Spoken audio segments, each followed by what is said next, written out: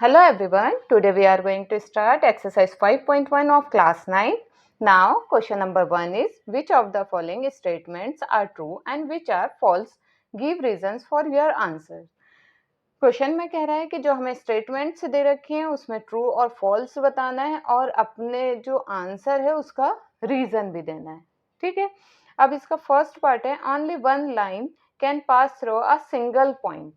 एक single point से केवल एक ही लाइन पास थ्रू करती है. क्या ऐसा होता है? देखिए, कोई एक सिंगल पॉइंट है तो इससे एक ही लाइन पास थ्रू करेगी? नहीं. ये क्या है स्टेटमेंट? फॉल्स. एक सिंगल पॉइंट से हम मैनी लाइन ड्रॉ कर सकते हैं. ठीक है, तो इसका आंसर आ जाएगा फॉल्स. और रीजन क्या होगा? From single point we can draw as many lines. ठीक है, इसका रीजन क्या है? From single point we can draw as many line. हम एक सिंगल पॉइंट से बहुत सारी लाइंस ड्रॉ कर सकते हैं. अब इसका सेकेंड पार्ट है there are an infinite number of lines which pass through two distinct points. अब कह रहा है कि अगर दो डिस्टिंक्ट पॉइंट्स हैं तो उससे infinite number of lines pass through करती हैं. अब देखिए, अगर हम ज्वाइन करते हैं इन दोनों पॉइंट्स को तो ओनली वन लाइन ही तो पास थ्रू कर रही है. और जो वन पॉइंट होता है, जैसे ये था, वन पॉइंट से हम infinite number of line pass through कर सकते हैं, लेकिन टू पॉइंट से only one line pass through होती है. तो इसका मतलब ये स्टेटमेंट फॉल्स है. तो इसका रीजन भी लिख देंगे false. Given two distinct points, there is a unique line that passing through them. ठीक है, टू डिस्टिंक्ट पॉइंट से हम ओनली यूनिक लाइन मतलब ओनली वन लाइन ही पास थ्रू कर सकते हैं. अब देखिए, थर्ड पार्ट है a terminated line can be produce infinitely on both the side. जो टर्मिनेटिंग लाइन होती है, टर्मिनेटिंग लाइन कौन सी होती है? ऐसी होती है टर्मिनेटिंग लाइन. तो इधर की साइड भी इसे कितना भी हम प्रोड्यूस कर सकते हैं और इधर की साइड भी. तो इसका मतलब ये जो स्टेटमेंट दे रखी है ये ट्रू है. ट्रू. और रीजन लिख देंगे yes, terminated line can be produced infinitely. ठीक है, अब इसका फोर्थ पार्ट है if two circles are equal then their radii are equal. अगर हमारे पास दो सर्कल हैं, ये सेंटर है, ये सर्कल है, इसका सेंटर है, तो जो इसका सेंटर से सर्कल का डिस्टेंस होगा वो क्या होती है? Radius R. और इसके जो होगा सेंटर से यहाँ का डिस्टेंस वो भी आर होगा. अगर ये दोनों सर्कल इक्वल हैं तो ये दोनों R1 R2 इक्वल होगा. ठीक है, दोनों के रेडियस भी इक्वल होगा, दोनों का डायमीटर भी इक्वल होगा और इन दोनों का एरिया भी इक्वल होगा. अगर दो सर्कल आपस में इक्वल हैं तो उनके एरिया भी आपस में इक्वल. हम लिखेंगे true. Yes, two circles are equal then their radii are equal. ठीक है, ये स्टेटमेंट ट्रू है हमारी. अब देखिए, फिफ्थ है इन फिगर 5.9 जो हमें ये दे रखी है figure, if A B equal to P Q, A B P Q के इक्वल है एंड पी क्यू इक्वल है एक्स वाई के, then A B equal to X Y, A B equal होगा एक्स वाई के। अब ये हमने introduction में भी किया था, यूक्लिड का जो एग्जाम्स था, things which are equal to the same things are equal to one another, कि अगर कोई भी सेम थिंग्स दूसरे सेम थिंग्स के इक्वल है तो वो आपस में भी इक्वल होंगी। जैसे ए बी इक्वल है पी क्यू के तो, और पी क्यू इक्वल है एक्स वाई के, तो ए बी इक्वल होगा एक्स वाई के। ठीक है, तो ये स्टेटमेंट जो है वो ट्रू है। हम लिख देंगे true from Euclid's axiom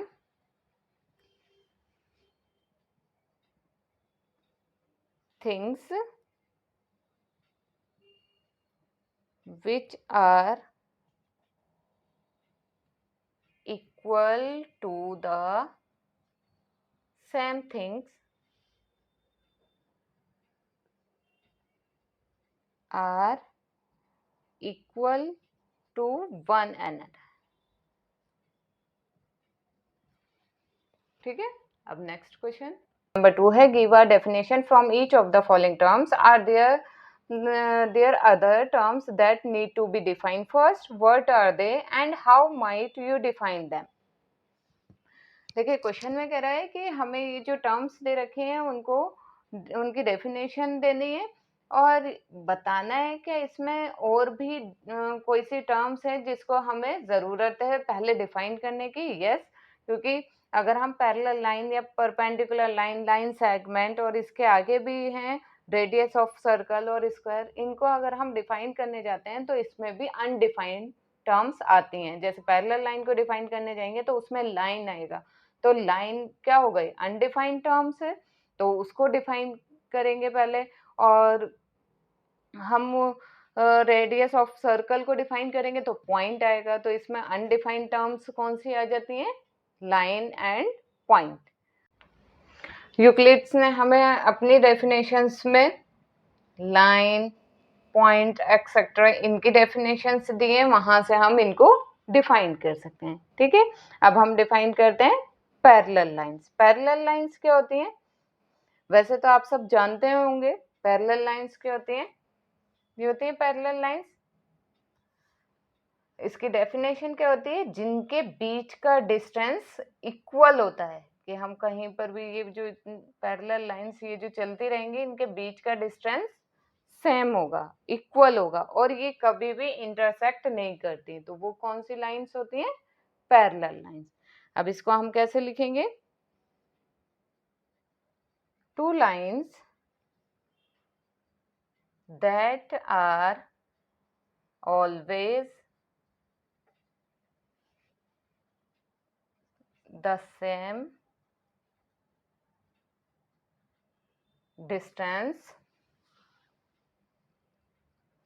and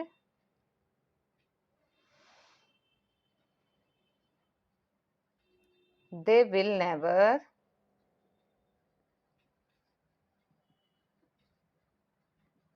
intersect are called parallel line।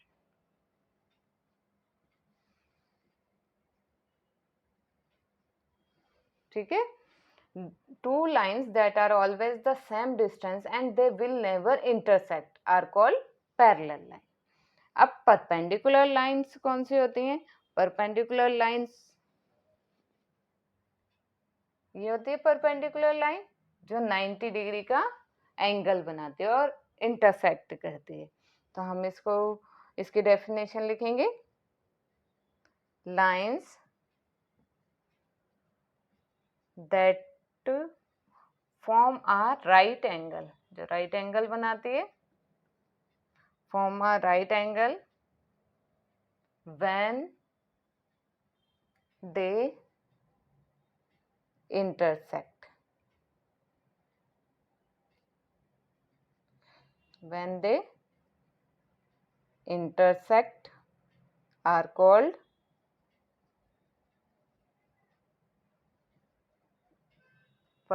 Perpendicular line.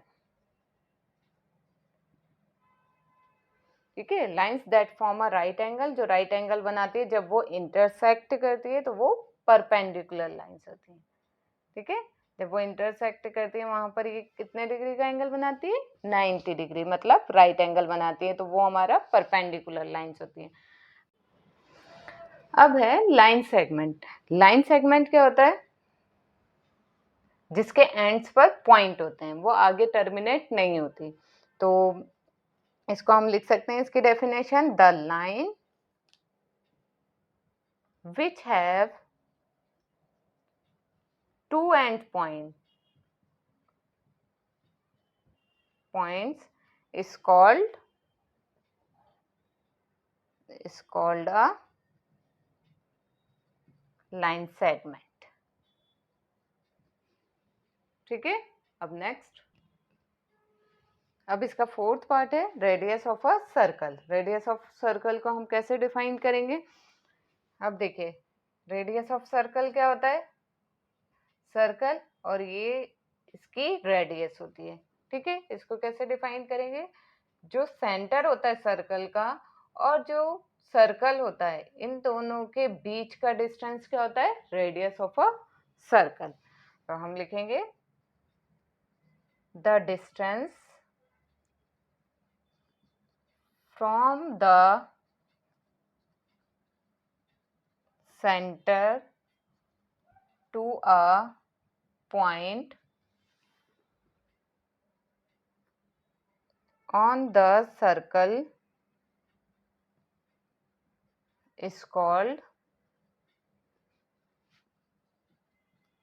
the radius of a circle। ठीक है, सेंटर से सर्कल का जो डिस्टेंस होता है, जो सर्कल पे पॉइंट है और सेंटर का, इन दोनों का जो डिस्टेंस होता है वो हमारा कहलाता है रेडियस। अब इसका लास्ट पार्ट है, फिफ्थ पार्ट, स्क्वायर। स्क्वायर क्या होता है? ये आप सबको पता होगा, एक क्वाड्रिलेटरल होता है स्क्वायर, जिसकी 4 साइड्स इक्वल होती हैं और इसमें 4 90 डिग्री के एंगल्स होते हैं, यही होता है स्क्वायर। तो अब इसकी डेफिनेशन हम कैसे लिखेंगे? हम लिखेंगे अ quadrilateral